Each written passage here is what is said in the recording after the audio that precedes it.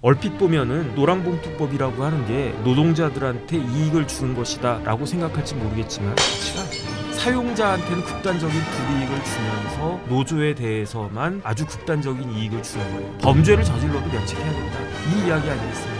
기업인들이 정상적으로 영업활동을 할 수가 있겠는가? 대만이 우리나라보다 지난 8월에 수출액이 더 많았어요. 네.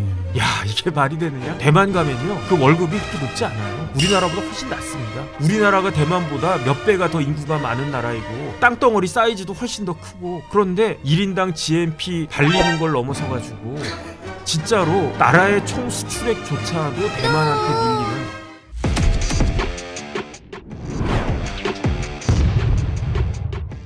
변호사님, 네. 어제 이재명 대통령이 핵심 규제 합리화 전략회의를 주재하면서 이런 얘기를 했어요. 거미줄 규제를 걷어내겠다. 기업하기가 너무 힘들 것 같다고 얘기하면서 규제 합리화가 구호로 끝나지 않게 노력하겠다고 기업들의 막 이렇게 여러 가지 사항을 막 들어주면서, 어려움을 막 들어주면서 규제 네. 합리화를 딱 이거 걷어내겠다, 구호로 끝나지 않겠다 막 이렇게 했거든요. 근데 노랑봉투법을 강행했잖아요. 네네. 이게 뭔 소리 하는 거예요? 그러니까 이재명 대통령 말씀에 전 전적으로 동감하고, 공감하는데 반드시 노랑봉투법 이렇게 강행할 돼야 때는 된다. 언제? 노랑봉투법 강행할 때는 언제고? 제가 봤을 때 두 법은 폐지돼야 돼요. 그러니까요. 첫 번째가 앞뒤가 안 맞잖아요. 중대재해처벌법. 그러니까 중대재해처벌법하고 노랑봉투법 강행할 때는 언제고? 네네. 지금 와가지고 기업하기 너무 힘들 것 같다고. 이거 뭐 하는 거죠? 그러니까 일단은 노랑봉투법 관련해 가지고는요, 그 뭐가 문제냐면 위헌이에요. 위헌? 예, 위헌이에요. 왜냐하면 저명한 헌법학자들이 노랑봉투법의 위헌성을 이야기했는데, 첫 번째는 평등권 위반이다. 평등권 위반이다. 왜냐하면 모든 국민은 불법 행위를 하면 거기에 따라서 제재를 받아야 된다. 이게 그 평등권 아니겠습니까? 그런데 노조에 대해서만 불법 행위에 대해서 면책 특권을 주는 거예요. 그렇죠. 그러니까 노조만 아주 불평등하게 대우를 해주는 거예요. 그러니까 사용자한테는 극단적인 불이익을 주면서 노조에 대해서만 아주 극단적인 이익을 주는 거예요. 범죄를 저질러도 면책해야 된다, 이 이야기 아니겠습니까? 그런데 노조는 약자니까 그렇다. 그러면 노조만 약자입니까? 무슨 뭐 농민들은 약자 아닙니까? 저 소상공인들은 약자 아닙니까? 그러니까 이 노랑봉투법은 이 노조법, 그 노조에 대해서 극단적인 그러한 면책 특권을 주는 이 법 자체가 평등권 위반이고요. 그다음에 두 번째는 뭐냐면은 사용자의 직업의 자유도 침해하는 거예요. 그러니까 파업을 해도 된다는 거잖아요. 그냥 마음대로 해도 된다는 거잖아요. 그렇죠. 그러면 기업인들이 정상적으로 영업 활동을 할 수가 있겠는가? 그러니까 직업의 자유, 대한민국 헌법에 직업의 자유가 규정되어 있는데 그것도 침해하는 거고, 그 다음에 근본적으로는요, 재산권을 침해하는 거예요.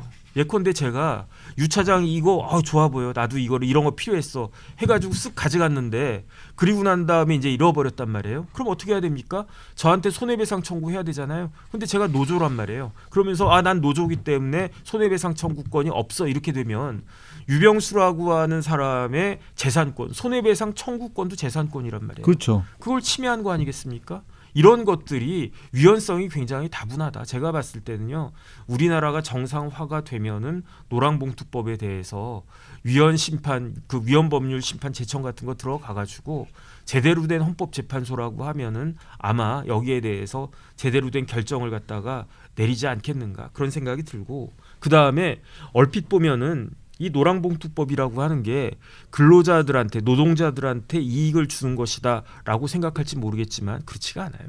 왜냐하면 노동자가 힘이 셉니까? 자본가가 힘이 셉니까? 자본가가 힘이 세요. 세죠. 그거는 사실이잖아요. 네. 그렇기 때문에 자본가 타겟해가지고 노랑봉투법 같은 걸 갖다 딱 하면 뭐 생각하면 되냐면 임대차 3법 생각하면 돼요. 임대차 3법 할 때 임차인 보호하겠다라고 하는 선한 의도를 가지고 임대차 3법을 했지만 결국은 누가 피해를 받습니까? 임차인들이 다 피해를 봤어요. 왜 임차인들이 피해를 봅니까? 임대인들은, 돈 있는 사람들은요, 빠져나가고 자신의 불이익을 그 자기보다 힘이 약한 사람한테 전가시킬 수 있는 능력이 있는 거예요. 그러니까 자본가들은 결국은 노동자들한테 무슨 수를 써든 어떤 방식으로든지 간에 그러한 피해를 전가시킬 것이고 그게 뭔지는 모르겠어요. 근데 이런 걸 뭐라고 합니까? 이런 걸 풍선 효과라고 하고 그다음에 그런 와중에서 우리나라 어떻게 됩니까? 망가진다는 거예요. 그러니까 이런 것들을 전문가들이 다 그 지적을 하고 있는데 그냥 다 눈 감고 있는 거예요. 그러다 보면 어떻게 됩니까? 지난번 문재인 정권 때처럼 집값은 막 몇 배가 이렇게 그 뛰는 거고 우리나라 생산성은 중대재해처벌법, 노란봉투법 이런 걸로 인해 가지고 팍팍 떨어지는 거고 지금 그 기사 다 보셨잖아요. 대만이 맞아요. 우리나라보다 1인당 GNP가 높다. 네. 저는 이거는 뭐 그렇게 놀라지 않았는데 예. 대만이 GDP. 우리나라보다 예. 지난 8월에 수출액이 더 많았어요. 네. 야, 이게 말이 되느냐? 대만이 그 인구가 몇 명입니까? 우리나라가 대만보다 몇 배가 더 인구가 많은 나라이고 그 땅덩어리 사이즈도 훨씬 더 크고 그런데 야, 이제는 1인당 GNP 발리는 걸 넘어서 가지고 진짜로 나라의 총 수출액조차도 대만한테 밀리는 그런데 대만 사람들은요 임금 그렇게 높지 않습니다. 대만 가면요 그 월급이 그렇게 높지 않아요. 우리나라보다 훨씬 낮습니다. 그러면 이제 대만하고 우리나라하고 격차가 이렇게 벌어지는 거 아닌가? 그럼 우리나라도 그런데 또 놀란 건 뭐냐면요 프랑스예요. 프랑스가 IMF 뭐 문 앞에 와 있다 코앞에 와 있다 그런 기사들도 나오던데 프랑스가 우리나라랑 1인당 GDP가 비슷하더라고요.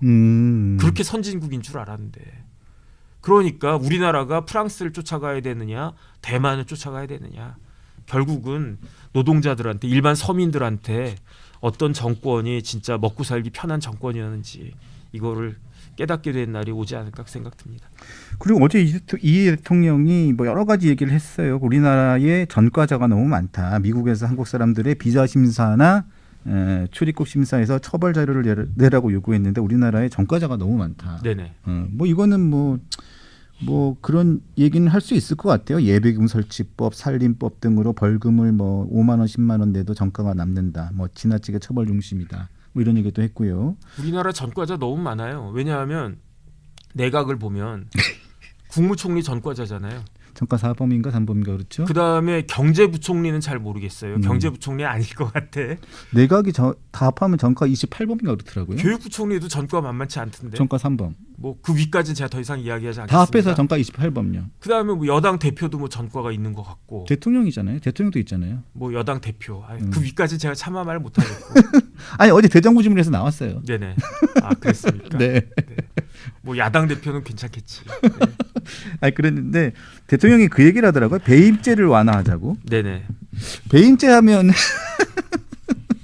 배임죄 하면 떠오르는 사람이 아니 뭐 지금 재판이 펜딩이 되어 있는 분이 계시고 그 다음에 더 중요한 건 뭐냐면요. 배임죄는 뭐 고사하고 우리나라는 무슨 죄가 있냐면 직권남용죄가 있어요. 직권남용하면 또 떠오르는 사람이 직권남용죄는 사실은 저희가 고시 공부할 때는 네. 판례가 없었어요. 그거는 케이스가 없었다는 이야기예요. 그 윤 전 대통령이 검사 시절에 만든 그러니까 그거 잘못된 거예요. 그래서 옛날에 제가 논문 읽었었는데 매우 유명한 헌법재판관께서 논문을 쓰셨어요. 그 직권남용죄는 형법에서 빼야 된다. 왜냐하면 직권남용죄라고 하는 거는 이어령 비어령이기 때문에 이게 그 죄형 법정주의에 맞지 않는다. 그래서 제가 그 논문 읽으면서 끄덕끄덕했었던 게 있는데 그 직권남용죄가 그 박근혜 그 탄핵 때 막 살아나가지고 어마어마하게 많은 사람들 걸려 들어갔잖아요. 엄청 많이 걸려 들어갔죠. 그러니까 제가 봤을 때 어차피 직권남용죄는 민주당한테도 유리할 거예요. 그 없애는 게 민주당 그 정권에게도 유익할 거다라고 전 생각이 드니까 배임죄는 그 다음이거든요. 직권남용죄보다 배임죄가 훨씬 더 쉬운 범죄예요. 저기 그 뭐라 그럴까 그 이해하기가. 그러니까 직권남용죄 같은 그런 범죄는 지금 당장 없애라. 저는 거기에 대해서 찬성합니다. 근데 뭐 배임죄도 마찬가지고요. 네. 네. 일단은 뭐 조금 지나가고 난 다음에 이재명 대통령 임기 끝나고 난 다음에 재판 제기되는 거 보고요. 뭐 그러려면 뭐 정권이 어떻게 되느냐 네. 그게 또 중요한 거 아니겠습니까? 뭐 긍정적으로 생각하시죠. 아무 생각이 없어지고 있습니다. 알겠습니다. 네.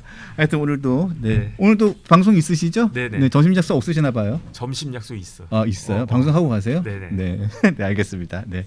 오늘도 명쾌한 해설 감사드립니다. 네, 고맙습니다. 네, 감사합니다.